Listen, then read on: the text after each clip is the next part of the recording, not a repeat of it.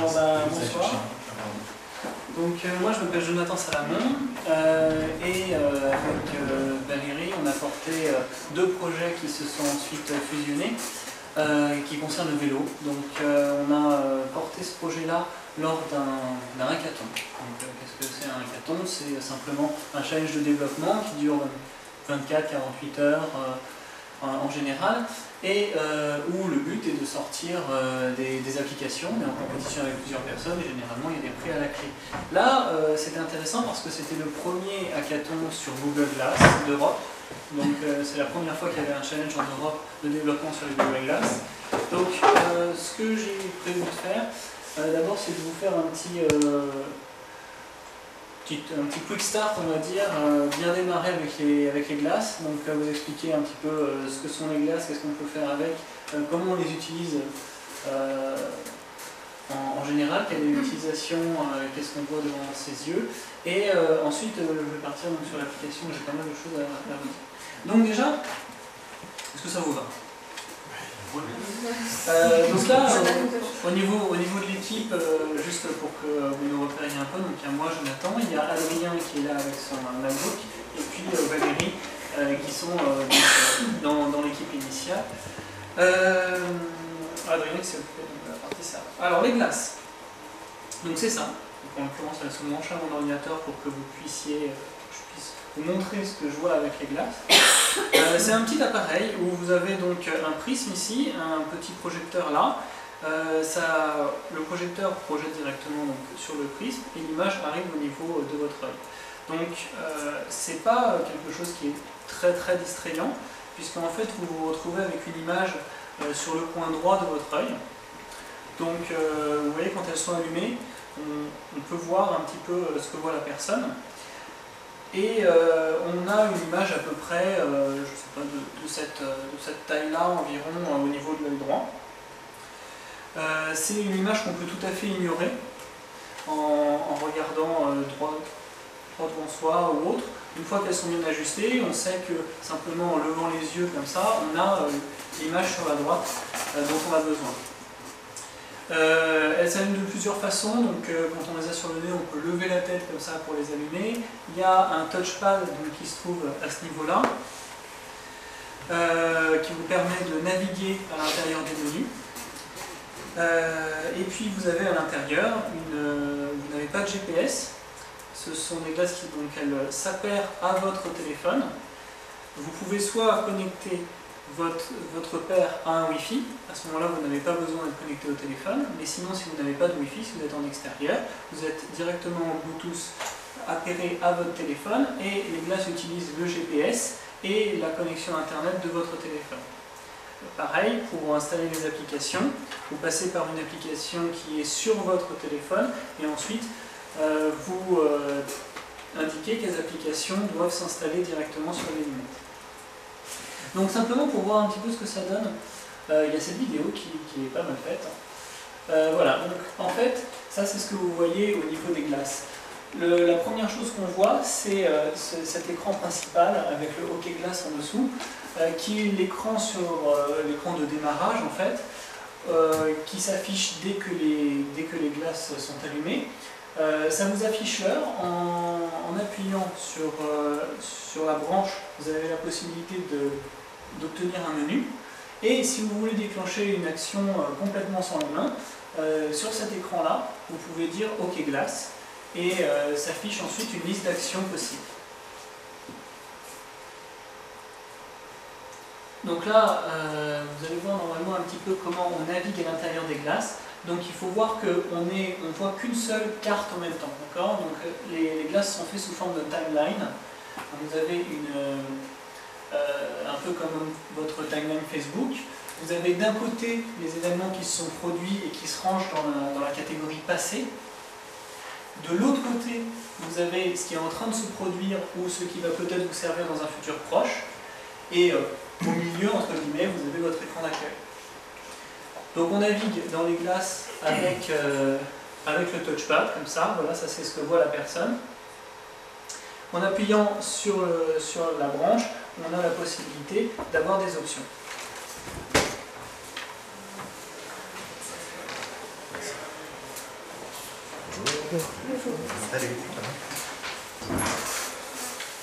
Donc là, vous voyez, la personne a décidé de partager la photo. Donc elle a appuyé sur la branche, elle a sélectionné dans un menu qui s'est affiché l'option Share, et ensuite ça lui propose des contacts à qui elle peut envoyer directement la photo en question, et ça vient s'ajouter dans cette timeline avec une date, donc, qui enregistre en fait tout ce qui a été fait sur les glaces. Donc ce qui est intéressant, c'est que vous recevez toutes vos notifications, les notifications que vous avez sur votre téléphone, vous les recevez directement sur les glaces, donc vous pouvez lire les SMS, regarder les news, vous pouvez même regarder la télé, il y a des gens qui ont fait une application pour ça. Alors est-ce que le fonctionnement des glaces, déjà ça vous parle, c'est bon? Oui. Ok, très bien. Une question rapide. Oui. Quand on porte déjà des lunettes, comment ça se passe? Alors, alors ce qui se passe, c'est qu'aujourd'hui, il y a plusieurs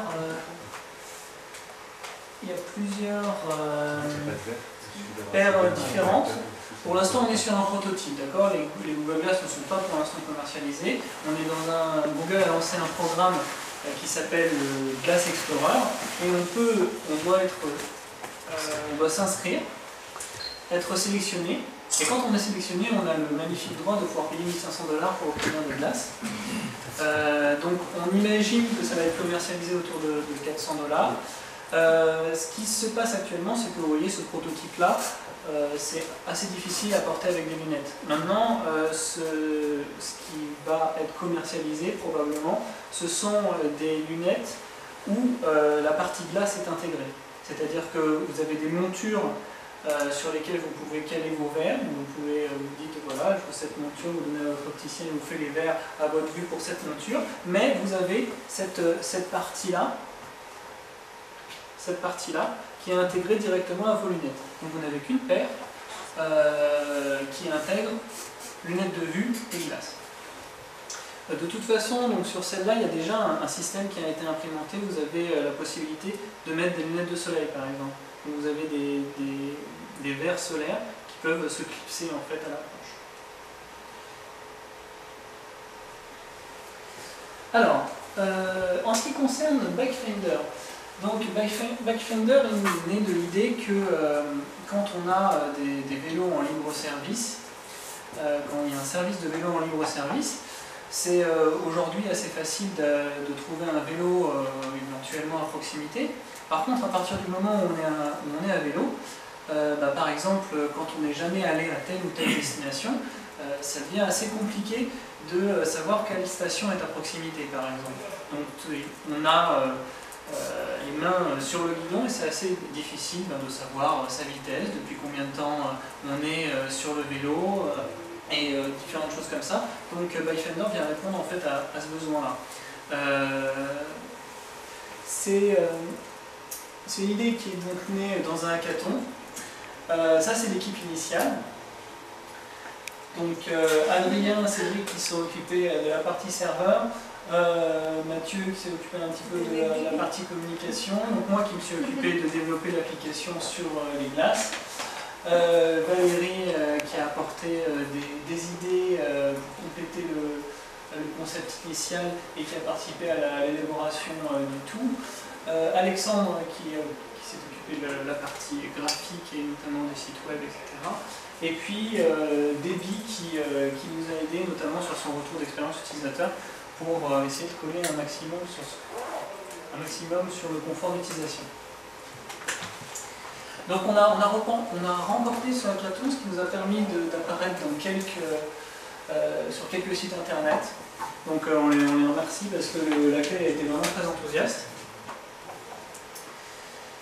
Et puis maintenant on a désormais des partenaires qui nous permettent de continuer l'aventure et de poursuivre dans des bonnes conditions. Donc notamment le partenaire le plus récent qu'on a, c'est Google Assist qui est venu en partenaire média. Alors, je vais tout de suite pas vous faire trop patienter, je vais vous faire une démo des glaces. Donc, vous allez voir que l'écran va s'afficher directement sur l'ordinateur, donc il y a un petit peu de latence. mais sur les glaces c'est tout à fait fluide, donc vous aurez l'occasion de tester directement. Donc là je navigue à l'intérieur des glaces, donc je suis sur mon écran principal. Je peux faire un retour à n'importe quel moment en faisant un mouvement vers le bas. Donc là par exemple j'ai éteint les glaces, donc je peux revenir dessus, si je veux les éteindre je refais un mouvement vers le bas. Je peux naviguer donc à l'intérieur de ma timeline. Quand je vais de ce côté là j'ai ce qui s'est passé, et de l'autre côté j'ai les informations qui peuvent être utiles soit maintenant, donc par exemple le cours de la bourse, la météo, ou d'autres informations potentiellement utiles. Donc ce que je vais faire, c'est que je vais appeler mes glaces et mon téléphone par une connexion internet.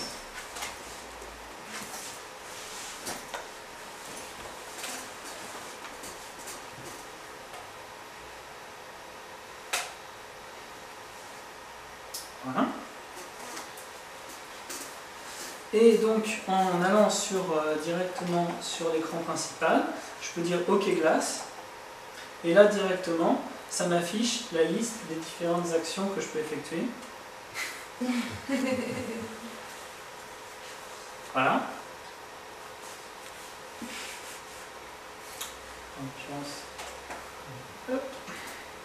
C'est un prototype, donc c'est pas tout à fait toujours super au point. Je peux te rassurer que ça marche pas très bien. Pourquoi? Je suis pas sûr de ce qu'il a, je vous le dirai après. D'accord. Donc là par exemple je peux faire OK glace. Ah, OK glace. Take a picture. Ça envoie direct. Ah, tu parles des lunettes, Et voilà, et j'ai pris une photo. Donc la photo vient s'ajouter ici dans ma timeline. Bon, c'est pas la meilleure photo du monde. Contre jour, c'est pas évident. Et donc, imaginons un cas d'utilisation simple. Je veux trouver un vélo en libre service à proximité. Donc je lève simplement la tête pour lancer mes glaces et je fais OK glace. Find a bike station. OK glace. Find a bike station. Ah, je crois que ça y est. Et là, donc, ça m'affiche la station la plus proche et le nombre de vélos disponibles. Imaginons que donc, cette station ne me convienne pas. Je peux choisir d'autres stations qui sont elles aussi à proximité. Donc par exemple celle-ci. Et ensuite j'ai la possibilité, ça je vous le montrerai après, d'être guidé pour me rendre à cette station. Donc ensuite, si je me rends à cette station, je commence à faire du vélo, donc je peux arrêter mes lunettes, et dès que je commence à faire du vélo, automatiquement un chronomètre démarre. Il détecte que tu es en train de faire du vélo? Oui. Attends, avec la nouvelle API de Google qui détecte quand tu marches ou quand tu fais du vélo? Non, parce qu'elle n'est pas encore disponible sur glace, mais il y a un autre moyen. Donc on détecte quand la personne commence à faire du vélo, on affiche à ce moment-là un chronomètre. Donc pareil, ce chronomètre, vous pouvez le cacher, et puis lorsque vous faites du vélo et que vous en avez besoin, vous demandez par exemple là, combien de temps j'en suis. Donc vous pouvez lever la tête, et puis directement ça affiche le chronomètre et là où vous en êtes.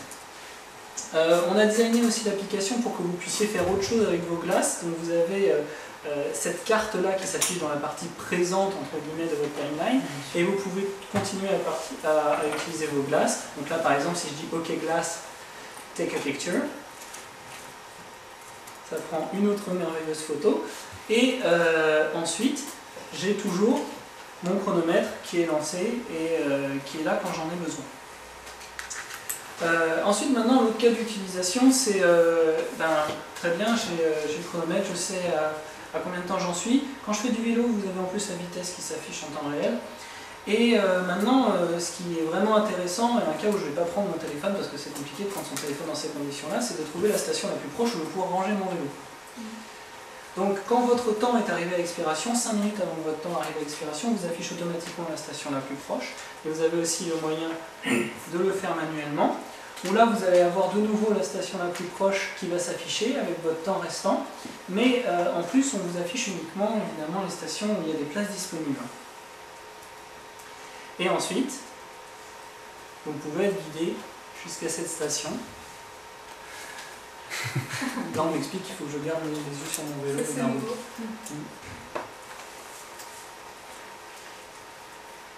Donc là, voilà, je peux être guidé en temps réel, et donc quand je tourne la tête, l'application tourne avec moi. Et puis quand j'en ai plus besoin, je dis OK glass, stop directions, et ça arrête directement la navigation, et je reviens à l'intérieur de l'application, que je peux ensuite fermer si je le souhaite, parce que j'en ai potentiellement plus besoin. Autre utilisation, vous pouvez à tout moment, si vous avez besoin, signaler quelque chose. Donc ça permet de signaler par exemple si vous avez s'il y a un feu rouge qui manque, si une piste cyclable est endommagée, etc. Vous avez la possibilité de le signaler aux autres utilisateurs, et dans une version prochaine on remontera également aux services concernés. Donc pour ça c'est la fonction qu'on appelle signaler ou report, qui est là, qui est accessible à n'importe quel moment à l'intérieur de l'application. Alors là, c'est le moment où je fais ma démonstration en anglais. Je vais dire juste un mot simple, juste pour vous montrer que ça marche. Welcome. Voilà. Vas-y, oui. C'est ça. En même temps, c'est plutôt intéressant. Welcome back.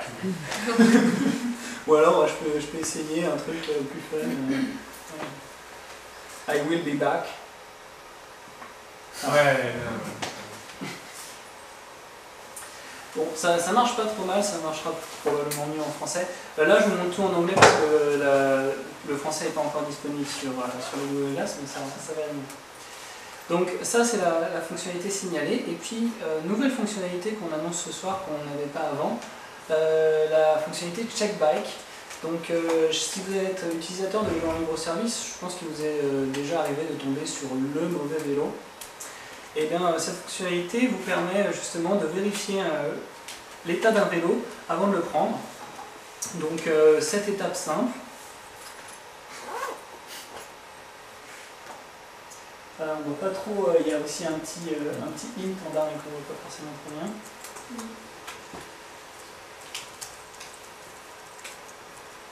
Et après, directement, quand vous avez fini les étapes de vérification, pareil que quand vous êtes à vélo, on démarre automatiquement le chronomètre.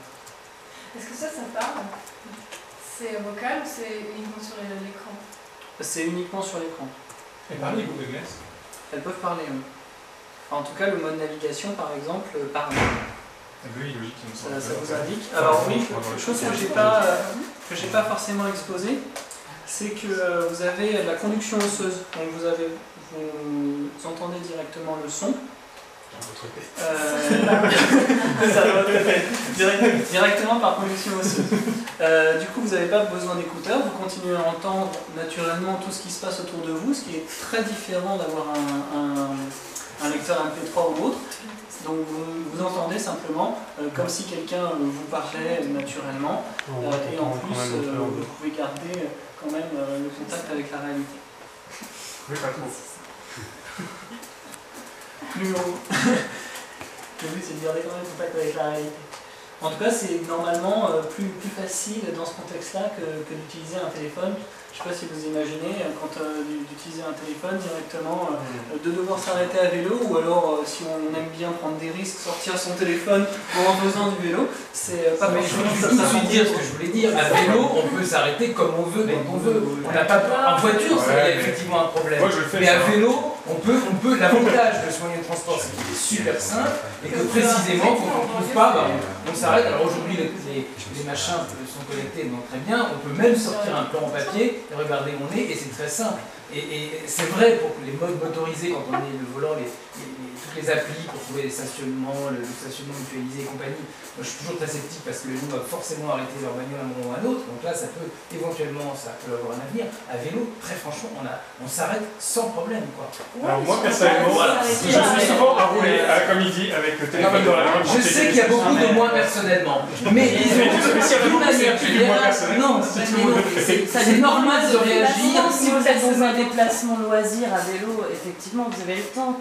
Mais si vous êtes entre deux rendez-vous, vous n'avez peut-être pas le temps de checker. Il y a toujours des cas où on doit aller très vite et on ne pourra pas s'arrêter. Mais je pense que dans la plupart des cas, il vaut mieux s'arrêter, on peut s'arrêter. Ça prend à peu près 30 secondes. C'est à la station Vélib, c'est la 4e fois qu'on s'arrête. Par ailleurs, il n'y a pas de Vélib, mais je le dirai après tout à l'heure. Alors, le vélo a un truc simple. Vraiment, arrêtons de compliquer les choses. Voilà. Ça, de toute façon, c'est le but, justement, c'est pas de compliquer, c'est d'essayer de simplifier. Maintenant,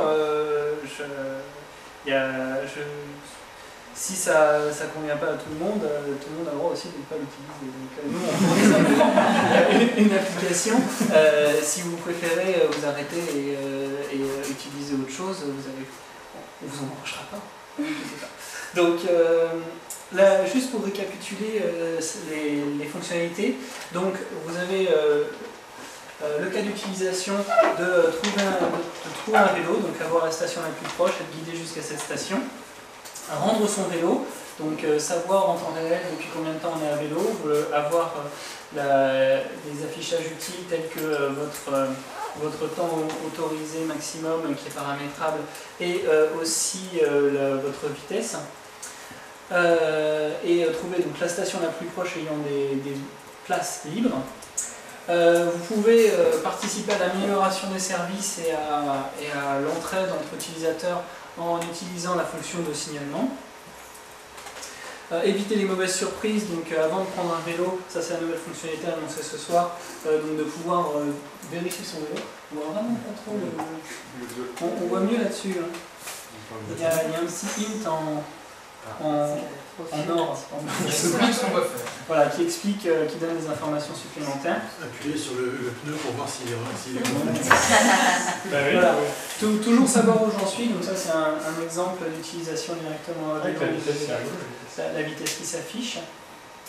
Et donc nous on a développé un système qui nous permet d'avoir des statistiques en temps réel, et je pense que ça intéressera le conférencier précédent, parce que nous on a la possibilité d'apporter des informations supplémentaires sur l'utilisation des vélos et aussi sur les axes qui sont empruntés, de savoir éventuellement où il pourrait y avoir des problèmes.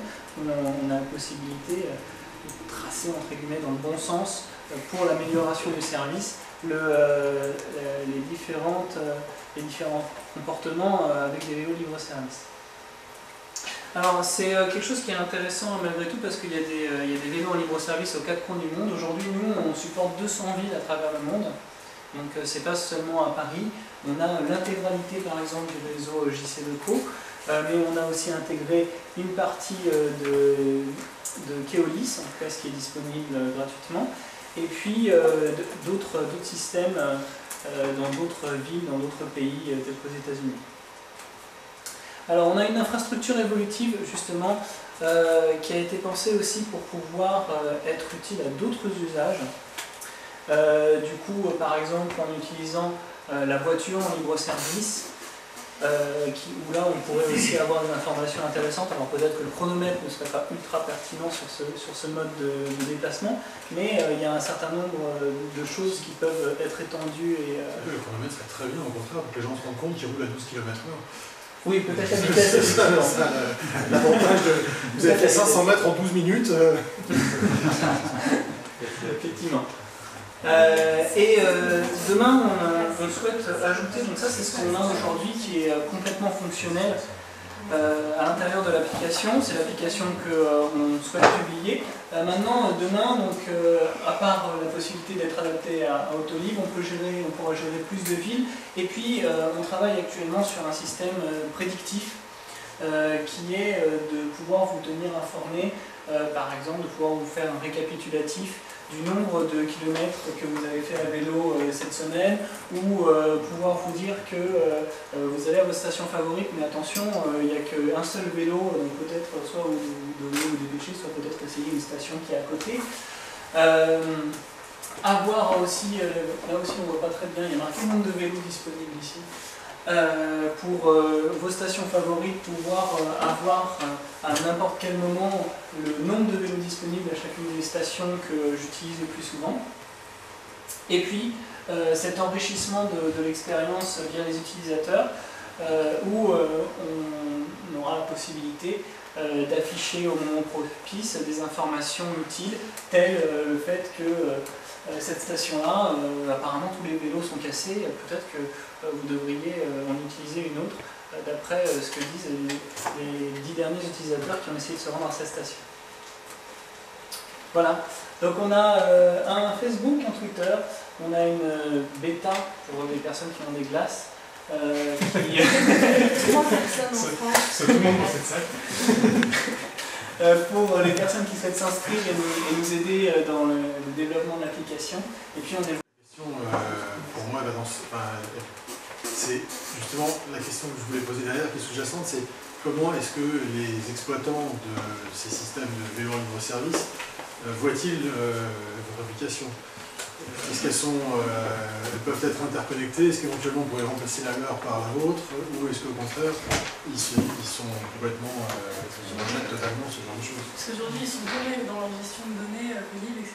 C'est très lourd. Donc finalement, avoir une application qui me remplace, c'est un peu la question, je pense. Mais c'est une application C'est pour Google Glass. C'est une application spécifiquement pour Google Glass. On ne remplace pas l'application, on remplace pas l'application Android qui est celle de Vélib ou autre. Donc on vient apporter, nous, enfin c'est notre vision, on essaie d'apporter un service supplémentaire, un complément pour des usages très précis où le smartphone n'est pas forcément la meilleure solution. Donc voilà. Après, si je vous rassure, bon après c'est que du nous, on ne connaît pas, mais toutes les données qu'on a sont anonymes et on ne présente pas des choses personnelles ou autres. C'est vraiment il y a ce qu'on appelle le privacy by design. Une chose assez, vous l'utilisez vraiment. Voilà, exactement. On a un identifiant pour chaque personne évidemment, mais qui est complètement anonyme. On ne peut pas retrouver une personne avec cet identifiant-là. Et de toute façon, c'est un identifiant qui est pour cette application. Donc on peut savoir que X, Y, Z, V3264 a utilisé 3 stations dans le 11e, mais on n'a aucun moyen de savoir qui c'est, évidemment. Non, mais ça dépend, parce que si les emails sont identifiés, mais si vous le faites, c'est pas si simple que ça.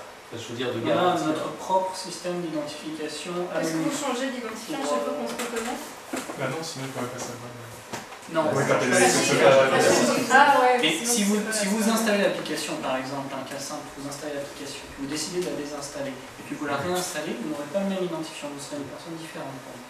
Donc, c'est pour vous dire à quel point on peut être anonyme à l'intérieur du système qu'on a fait. Merci. Il y a encore des questions. J'avais un élément de réponse et une remarque par rapport à... Enfin, je suppose que vous prenez les données de cause sont ouvertes sur les disponibilités et les stations. Donc la politique de Deco, de toute façon, c'est de ne pas chercher à développer les meilleures applications eux-mêmes. Ils donnent ces données. Je pense que c'est un accord. Fermé au départ, ils les fermé. Oui, au départ c'était fermé. Ils ont empêché les gens d'utiliser leurs données. Oui, je vais blacklister quand je scrapais la Si c'était chiant, il ne faut pas annoncer les frais, mais il faut rester pour un avantage concurrentiel et après dans les accords avec les deals. Ils ouvrent les données, donc la politique c'est de laisser n'importe qui développer et surtout pas eux prendre les risques de développer des applications. Ils la font pas mal. C'est le logiciel de Paris. Ils ont juste mis 2 ou 3 ans à avoir une application utilisable. C'est bien mieux. Non mais avant elle n'était pas terrible, mais depuis quelques temps. Vmat, c'est une Univélo qui en 2 secondes donne toutes les positions qui 50 fois je suis réactif. Oui, je continue avec Raphaël. Alors j'avais juste un truc à dire, c'est que là aujourd'hui j'ai la chance d'avoir des glaces qui ne sont pas à moi, que j'ai emprunté à quelqu'un que j'ai connu au niveau du Glasscamp. On a Byfinder évidemment installé dessus, donc si quelqu'un, si vous êtes plusieurs à vouloir tester, une fois que le meetup est terminé, quand on va aller prendre l'apéro là-bas, on sera ravis de vous faire des démonstrations, vous faire essayer des glaces, même si vous ne voulez pas spécialement essayer Byfinder, juste pour tester les glaces, il n'y a pas de problème. Voilà. Merci. Merci.